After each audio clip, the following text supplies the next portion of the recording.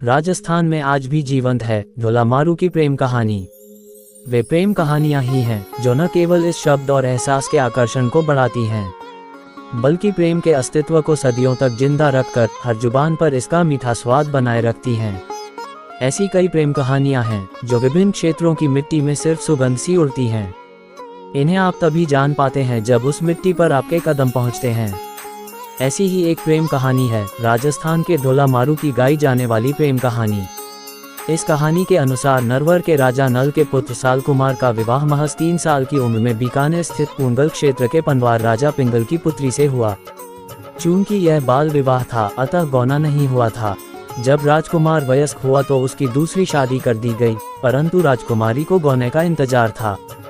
बड़ी होकर वह राजकुमारी अत्यंत सुंदर और आकर्षक दिखाई देती थी।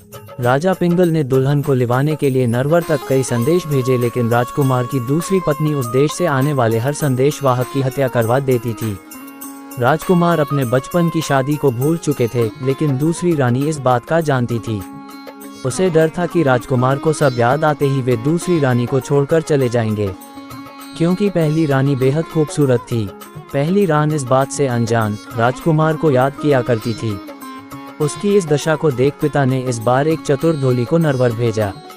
जब ढोली नरवर के लिए रवाना हो रहा था, तब राजकुमारी ने उसे अपने पास बुलाकर मारू राग में दोहे बनाकर दिए और समझाया कि कैसे उसके प्रियतम के सम्मुख जाकर गाकर सुनाना है। चतुर ढोली एक याचक बनकर नरवर के महल पहुंचा। रात में रिमझिम बारिश के साथ उसने ऊंची आवाज में मल्हार राग में गाना शुरू किया। मल्हार राग का मधुर संगीत राजकुमार के कानों में गूंजने लगा।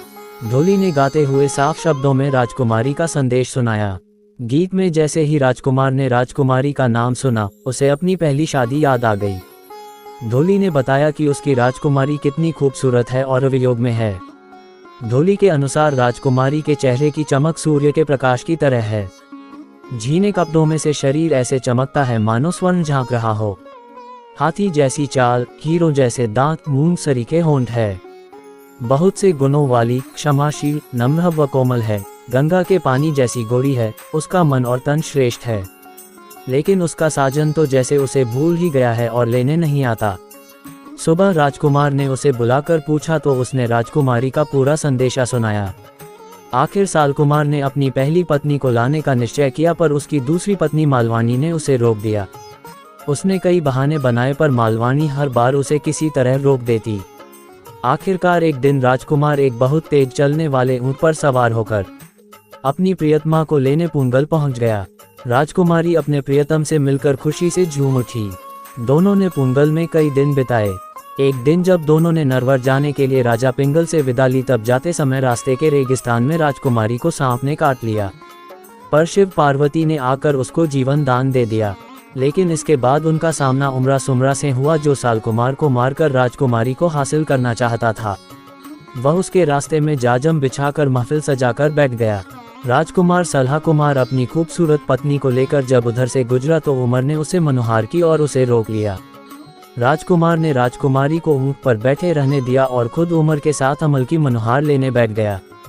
इधर ढोली गा रहा था और राजकुमार व उमर अफीम की मनोहार ले रहे थे। मारू के देश से आया ढोली बहुत चतुर था। उसे उमर सुमरा के षड्यंत्र का ज्ञान आभास हो गया था। ढोली ने चुपके से इस षड्यंत्र के बारे में राजकुमारी को बता दिया।